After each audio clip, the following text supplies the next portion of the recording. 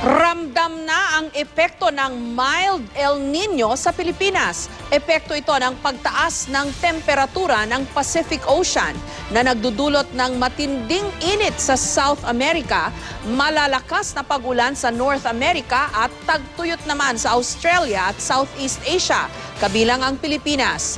Taong 2009, huling nakaranas ng El Nino ang ating bansa na tumagal ng halos isang taon. Pinakamatindi ang naranasan noong 1998. 16 na rehiyon sa Pilipinas ang naapektuhan. Umabot ng 8.46 billion pesos ang halaga ng pinsala noon sa agrikultura. Bagamat karaniwang iniuugnay ang El Nino sa tagtuyot, may iba pa rin itong epekto gaya ng malalakas na bagyo kapag tag-ulan. Binabago kasi ng El Nino ang kilos ng tropical cyclones na nakakaapekto sa track at sa lakas nito.